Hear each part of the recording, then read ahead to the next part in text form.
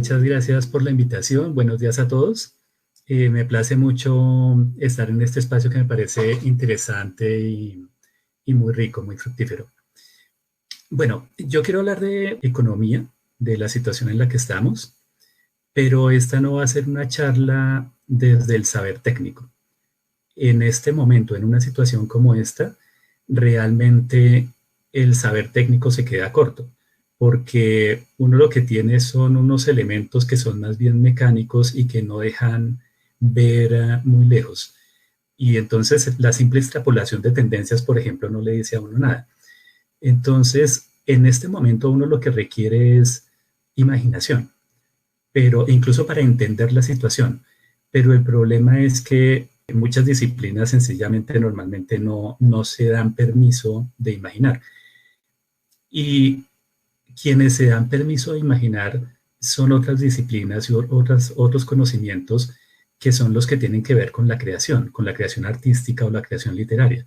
Por esa razón es que yo quiero partir de unos textos literarios para ver si podemos interpretar en qué momento estamos, qué es lo que está pasando y cuáles son las posibilidades de para dónde vamos.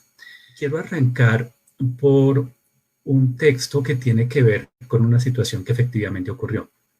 Hace 2500 años, más o menos por allá en el 430 antes de nuestra era, hubo una peste que asoló Atenas. Esa peste dio como resultado una de las obras que son fundamentales para la cultura occidental, que es el Edipo Rey de Sófocles. La descripción que ustedes leyeron en la obra es la descripción de la peste que habían vivido los atenienses. Tenemos que ser conscientes de que lo que estoy proponiendo es interpretar la situación que vivimos a partir de la literatura, como si fuera un texto. Entonces, lo primero que habría que preguntarse es, ¿qué significa pensar en la pandemia como una tragedia? ¿Qué quiere decir que sea una tragedia? El primer punto que quiero recalcar es que la tragedia trasciende al individuo. Voy a recordarles muy rápidamente la historia de Edipo. Supongo que muchos la conocen, pero quisiera simplemente recalcar cuáles son los aspectos que conocería cualquier espectador en la Grecia antigua cuando la viera. El rey de Tebas, Layo, los dioses le han prohibido que se reproduzca. El oráculo le ha dicho que si él tiene un hijo, el hijo lo va a matar a él y se va a casar con su esposa. Layo no le hace caso al oráculo y un día borracho, pues termina efectivamente por engendrar el hijo. Después, aterrorizado, dice, ¿ahora qué voy a hacer? Y entonces manda un esclavo para que mate al niño. El esclavo se apiada del bebé, él lo regala y por una serie de peripecias, el bebé, Edipo, va a terminar siendo criado por los reyes de una ciudad vecina como si fuera hijo de ellos. Él crece sin saber que es adoptado y sus verdaderos padres piensan que él murió. Cuando crece empieza a escuchar rumores de que él fue adoptado, entonces él va y consulta al oráculo y el oráculo le dice, usted va a matar a su padre y se va a casar con su madre.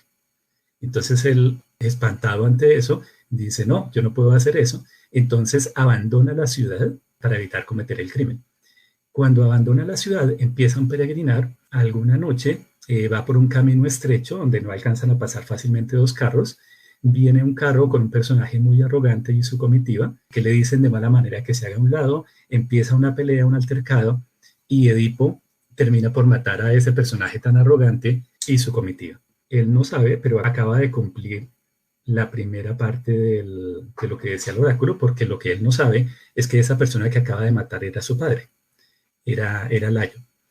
Él sigue en su peregrinar y pasado el tiempo llega a Tebas. Tebas está en una crisis tremenda, el rey murió, lo único que la gente sabe es que fue víctima aparentemente de unos bandoleros que lo mataron en el camino. La esposa está viuda, Yocasta, y hay un monstruo que está atacando la ciudad, no deja que la gente entre, que es la Esfinge. Desesperados, los residentes de Tebas han prometido que quien logre liberarlos de la Esfinge se va a convertir en el nuevo rey y se casará con la reina. Edipo llega, se enfrenta a la Esfinge, logra resolver el acertijo que ella le propone a los que llegan y efectivamente libera la ciudad de la Esfinge. Él se casa con Yocasta y se convierte en el rey de Tebas.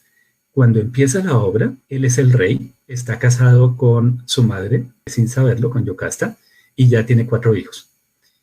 Y ha empezado una peste, una epidemia que tiene desesperada a toda la ciudad. La escena que ustedes leyeron, que es la primera escena de Edipo Rey, es cuando llegan los representantes de los habitantes de Tebas a suplicar la ayuda del rey. Es una tragedia y es muy importante entender que esto no es una novela moderna. El primer elemento que la distingue y que es fácil olvidar hoy en día es que cuando uno está viendo una tragedia, lo que importa no es el individuo. La tragedia es algo que trasciende al individuo. En el caso de Edipo, eso quiere decir que lo que importa no es cómo es él. Lo que uno no va a ver es cuál fue el error que cometió y las consecuencias del error y centrarse en eso, porque fíjense que el oráculo fue anterior a él. Si él mató a su padre, en realidad lo que él estaba haciendo era cumpliendo con el oráculo, porque todo había arrancado mucho antes. De hecho, la historia completa arranca con las cosas que hizo Layo y con las cosas que hizo el padre de Layo. O sea, todo el problema arrancó 2 generaciones atrás. Y en la obra no se cuenta todo lo demás. Edipo, por más que logre resolver algunas cosas, nunca va a entender todo el panorama, porque el panorama va mucho más allá.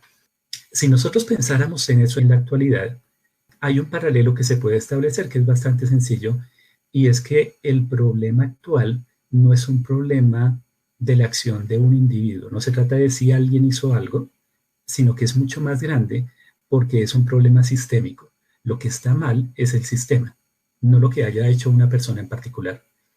Edipo es un buen tipo. Edipo es una buena persona. Es cierto que es mal geniado y es cierto que en algún momento cometió un crimen y mató a alguien en el camino, pero en general Edipo trata de ser justo y trata de ser un buen gobernante. Cuando se acercan los representantes del pueblo, él lo que dice es, yo no voy a mandar un emisario para que se reúna con ustedes, yo salgo y doy la cara y hablo con ustedes. Y cuando le dicen, mire, por favor, estamos en esta situación, él lo que dice es, sí, yo estoy al tanto y su sufrimiento es mi sufrimiento. Yo estoy pensando ya en cómo se puede actuar porque tengo que hacer algo. Y él efectivamente ya se ha puesto en marcha, ya ha mandado a Creonte para que consulte el oráculo, buscó al adivino que sabe cómo actuar en esta situación, está tratando de actuar. Y el último elemento que quiero resaltar del comportamiento del un buen estadista es que él actúa con lo que hoy en día llamaríamos transparencia. Y es que cuando llega Creonte con las noticias de qué dice el oráculo, Creonte llega y le dice, oiga, pero usted está reunido con esta gente, entonces si quiere, nosotros ahorita nos reunimos aparte y yo le cuento lo que dijo el oráculo. Y la respuesta de inmediato de Edipo es no, o sea, no vamos a ocultar, no hay ninguna razón para ocultar nada, lo que se diga tiene que ser público. Entonces, por favor, cuéntenos qué era el oráculo y él se va a comprometer cuando sepa a buscar hasta las últimas consecuencias y lo hará, cómo resolver la situación. Entonces, fíjense que él está tratando de actuar correctamente. El problema es que eso no es suficiente, porque el problema lo trasciende a él. Es un problema que va más allá de si hubo un buen o mal gobernante. Ese es un primer elemento.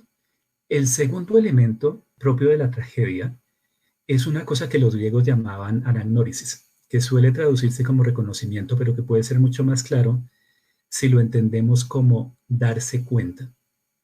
Cuando Edipo busca qué fue lo que pasó, básicamente el oráculo le dice, la peste se va a acabar cuando se haya identificado quién fue el asesino de Layo y lo hayan desterrado o hayan hecho algo al respecto. Entonces él empieza esa búsqueda. Esa búsqueda es probablemente la primera historia de detectives de la literatura occidental. Él va a buscar todas las pistas y a medida que va empezando a juntar todas las pistas, llega un momento en el que él se da cuenta, ¿sí? Esa es la anagnórisis, se da cuenta de que el asesino de Layo es él, de que él es el causante de la plaga. En ese momento se da la anagnórisis y nuevamente la podemos pensar hoy en día.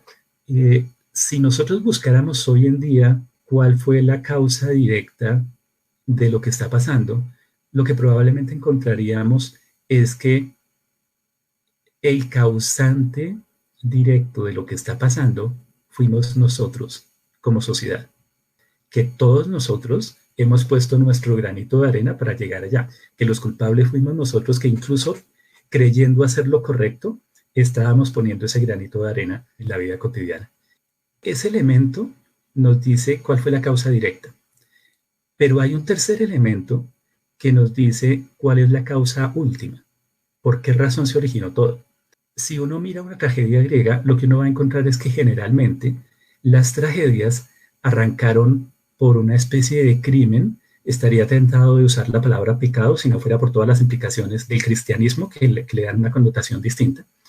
Pero básicamente todo arranca por una transgresión que se llama en griego ubris. Ubris se podría traducir como desmesura, pero es exactamente el creerse igual a los dioses. En algún momento, hace varias generaciones en la tragedia, alguien creyó que era igual a los dioses y desafió ese orden natural. Los dioses representaban en los griegos esas fuerzas que están por encima del individuo. Entonces, cuando alguien creía que no tenía límites, esa era la ubris manifestándose. Nosotros conocemos la frase conócete a ti mismo. Esa frase la conocemos por Sócrates, pero la frase es anterior a Sócrates. Y el sentido en que se formuló inicialmente, el sentido presocrático, sería ten claridad sobre tus limitaciones. Date cuenta de tus limitaciones. Eso sería el conócete a ti mismo. Y es, no crea que no hay límites. Y si nosotros pensamos en la situación actual, uno vería que la humanidad ha estado en esa situación. Nosotros hemos estado invadiendo el planeta, creemos haber desentrañado los misterios y todos los secretos de la vida, creemos estar a punto de vencer a la muerte. No hay límites para nosotros como especie. Eso es lo que hemos creído. Eso claramente es ubris. Si uno entiende la idea de ubris, uno entiende un último elemento de la tragedia, que es el que suele enfatizarse en literatura, y es la inevitabilidad. Fíjense que Layo intentó que no se cumpliera el oráculo, tratando de matar a Edipo. Edipo trata de que no se cumpla el oráculo, yéndose de la ciudad. Pero el problema es que como el origen de todo era la ubris, ninguna de esas cosas está atacando el problema real y por lo tanto todas esas cosas en realidad empujan a que se cumpla lo que quieren evitar. En ese sentido es que es inevitable. Pero entonces podemos pasar a otro punto y es ¿qué hacer? ¿Qué hacer en esa situación? ¿Cuáles son las posibilidades? Hay una muy elemental, la que hace Edipo, que es que cuando se da cuenta de lo que había hecho, se saca los ojos y se destierra él mismo. Esa no está dando una oportunidad, una posibilidad de solución, ¿no? Existe otra posibilidad que es la que parecen creer muchas personas hoy en día y los gobernantes, que es volver a la normalidad. Al menos hasta hace un mes, la mayoría de quienes hacían pronósticos en economía decían, ¿cuál es el efecto de la pandemia? El efecto va a ser que hay una caída muy fuerte, pero luego una recuperación muy rápida. O sea que esto va a tener una forma de V corta. Y para el año entrante, todo habrá pasado. Mucha gente sigue esperando cuando volvamos a la normalidad como si nada hubiera ocurrido. Pero volver a la normalidad no necesariamente es tan bueno. Lo interesante del cuento de Cortázar, La Autopista del Sur, es que está iluminando eso. Cuando termina el cuento, la sensación que da es la de que se volvió a la normalidad, pero se perdió algo. Porque en la crisis se había logrado ganar algo, se había logrado tener una conexión con los otros, con las personas que estaban en los otros carros en el trancón, que se pierde al volver a la normalidad. Si volviéramos a la normalidad, si se cumpliera ese sueño de que volviéramos como si nada, sería terrible porque significaría que no aprendimos nada, que todo el encierro no sirvió para avanzar. Habremos perdido el tiempo y no hemos hecho nada si no pasamos por una cierta introspección. El encierro, por ejemplo, en los mitos griegos, en los símbolos, como los símbolos del zodiaco, es esa fase de crisálida en la cual uno se encierra en sí mismo para después volver a renacer. Y eso ustedes lo encuentran también en otras culturas. Pero se necesita de alguna manera el haberse encerrado en sí mismo, la introspección, no solo el encierro físico. La tercera opción sería la que nos plantea el relato largo de Joseph Conrad que se llama la línea de sombra. La línea de sombra tiene que ver con un joven que ya tiene bastante experiencia, ha sido el segundo al mando durante varios años, es muy bueno y recibe su primer trabajo como capitán. Está muy contento, está en un velero, él llega al velero porque el capitán anterior murió, pero cuando empieza a ser capitán, muchos problemas. Inicialmente una persona, pero luego se va extendiendo. Una epidemia en el barco, aparentemente de cólera, está la fiebre y además no hay viento y él está en un velero. Eso quiere decir que ellos están en medio del mar, varados, confinados, sin poderse mover. Y además con la gente enferma y luego se va agravando porque descubren que las medicinas que creían tener no estaban todas. Y en esa situación él va a empezar a evaluar y va a descubrir todas sus debilidades, todos los problemas que tiene para poder ser un buen capitán, va a tener que enfrentarse con ellos y superarlos. Y al mismo tiempo, con toda la tripulación que tiene que mirar cómo logran sobrevivir cuando todos están enfermos y todos tienen que hacer un esfuerzo colectivo para poder salir adelante. La línea de sombra, el título, hace referencia a esa línea que separa la juventud de la madurez. Piensen ustedes en el rito de paso que tienen varias comunidades indígenas, en el que para ser adulto la persona se encierra y está aprendiendo ciertas cosas. Entonces, eso es el pasar a la madurez. Es una transición, pero esa transición de niño o de joven a adulto, ¿qué es exactamente? Entonces pensémoslo un momento. Pasar de niño a adulto significa pasar de ser el reyesito que está centrado en sí mismo a darse cuenta que está el otro. El niño piensa que todos los otros están para él. Pero ¿quién es el otro? Si nosotros pensamos en Edipo, el otro era ese otro arrogante que él se encontró una noche en el camino y al que mató.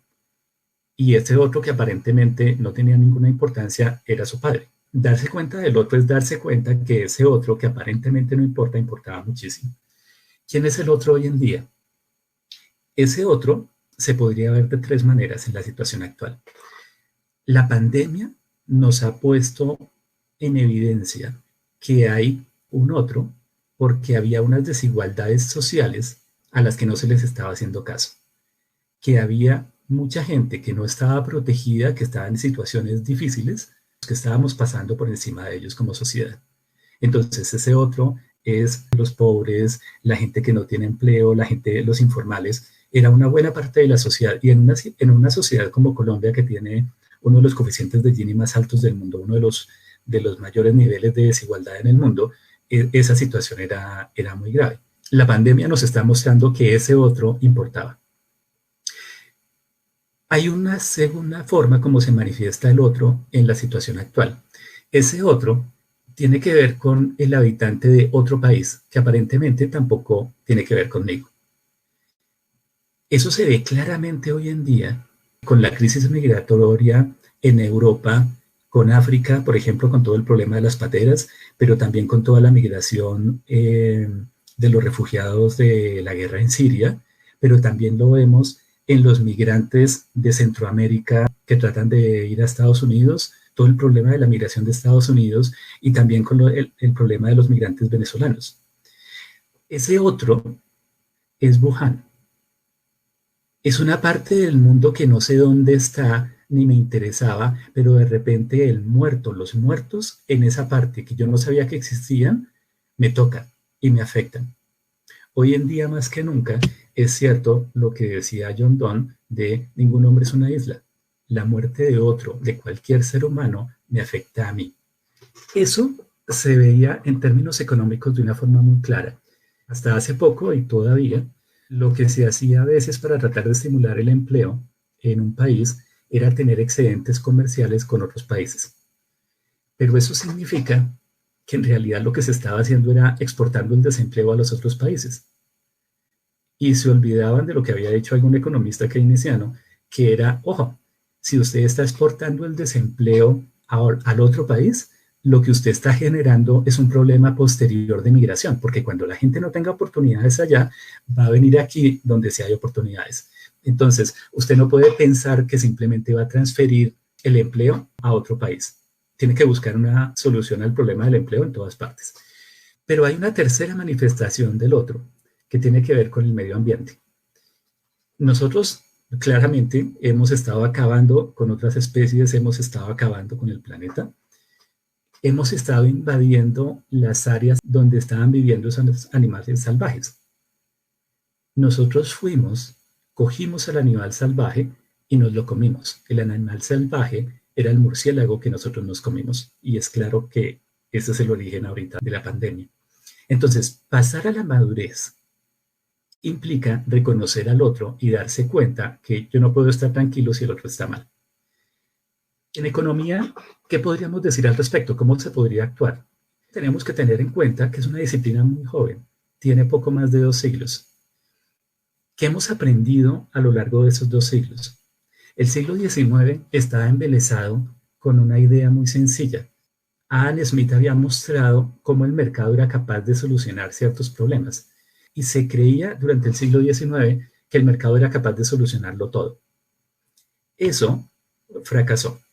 La Gran Depresión de los años 30 en el siglo XX lo que mostró era claramente que el mercado no era capaz de solucionarlo todo, que no era capaz de solucionar el problema del desempleo, que el sistema conducía recurrentemente a crisis y que se necesitaba la intervención del Estado.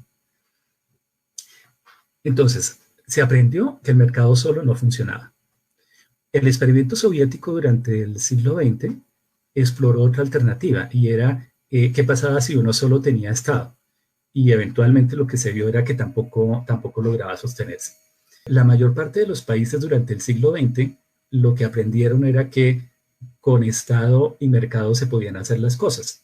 Se aprendió la lección de Keynes de con el Estado podemos regular el nivel de empleo y podemos lograr el pleno empleo. Y eso se logró en los años 50 y 60.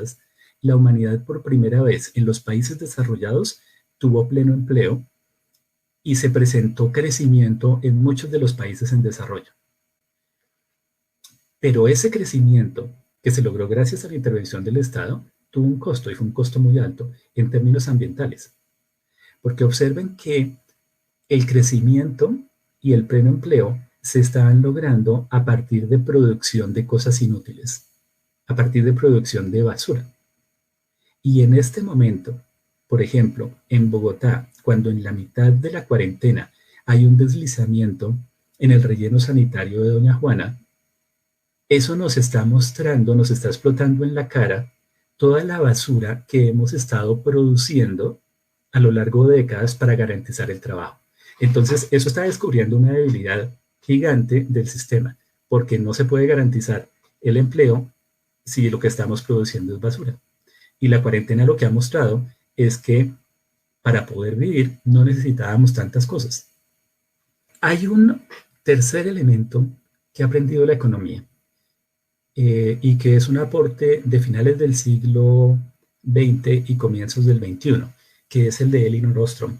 Ella muestra que hay situaciones que son relativas a los bienes de uso común, y eso muchas veces abarca los recursos naturales, en las que el Estado no funciona bien y el mercado tampoco funciona bien, pero que las pueden solucionar bien las comunidades pequeñas gracias a los líderes que tienen y a la cooperación. Y esta es una lección que no se ha asimilado completamente en la disciplina. Lo que se ha aprendido es que hay 3 mecanismos: el mercado, el Estado y la cooperación. Ninguno de esos mecanismos es capaz de resolverlo todo. Necesitamos los 3 mecanismos. Y eso nos puede dar una idea entonces de qué cosas en el futuro podrían funcionar. Pero hay algo más que se puede aprender ahorita de la pandemia, porque lo que he enfatizado es que no se puede dejar en el aire al otro, al pobre, por ejemplo. Y en este momento, muchas de las acciones en diferentes países están apuntando a tener un ingreso mínimo básico, que es una idea que estaba desde hacía rato. Apuntar hacia un ingreso mínimo básico es hacerle caso al criterio de John Rawls del Maximin, y es que cómo está de bien una sociedad. Una sociedad está tan bien como esté la persona que esté peor en esa sociedad. No importa el promedio, no importa cómo estén los que estén mejor, importa cómo estén los que estén peor. Y un ingreso mínimo básico está tratando de asegurarse de subir el nivel de quien esté peor. Claramente no es un ingreso universal, no es para todos porque hay algunos que no lo necesitan, pero se está avanzando en esa dirección, unos más tímidamente que otros, pero de alguna manera se está avanzando y probablemente quede. Pero eso plantea unos problemas. Hay unos problemas técnicos que tendrá que solucionar la economía, porque cuando se había analizado la idea del ingreso mínimo básico, lo que se había encontrado era que la forma de financiarlo sería mediante impuestos a las empresas. Pero eso choca con dos cosas. La primera es la sabiduría convencional de muchos economistas que dicen que no debería haber tantos impuestos a las empresas, sino más bien impuestos a los individuos, pero que no deberíamos tener impuestos al capital.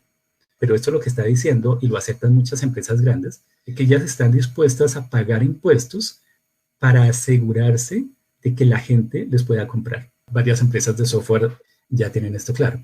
Pero la otra forma como choca con la situación actual es que en este momento lo que se está tratando es de salvar las empresas, precisamente para que la gente tenga alguna opción o pueda trabajar en alguna cosa cuando acabe la pandemia. Entonces, ¿cómo les vamos a poner más impuestos? Pero esto nos puede estar dando precisamente la salida, porque en este momento se está tratando de ayudar a las empresas. Y lo que se puede hacer es precisamente que se ayude a las empresas, pero cuando pase la pandemia se pide de vuelta el favor, porque se las ayudó en el momento de crisis, pero ahora la forma de pagar ese favor a la sociedad es con mayores impuestos para ellas. Ahí tenemos cómo se podría actuar en el caso de ese primer otro. ¿Cómo actuar en el caso del segundo? La gente que está en los otros países. Esto implica atacar de frente el problema del desarrollo y darle mucha más importancia de la que se le ha dado hasta ahora.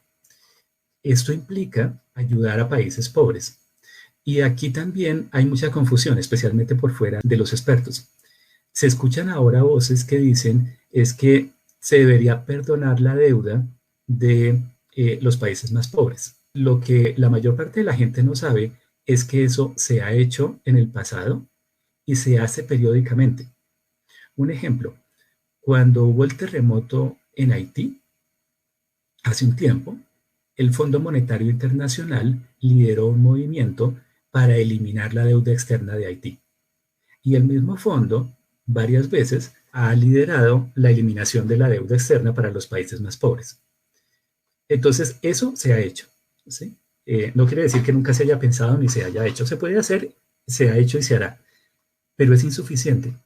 Tenemos que pensar, y ese es el reto técnico, en cómo tener mecanismos de transferencias más fuertes y cómo tener un orden mundial más fuerte. Antes yo les señalaba el problema de tener empleo gracias a excedentes comerciales, y eso, por ejemplo, se podría entender mejor si uno mirara la propuesta de Keynes en Bretton Woods, el evento del que salió el sistema internacional actual, porque lo que Keynes decía era los países que tengan superávits comerciales deberían estar financiando a los países que no los tienen.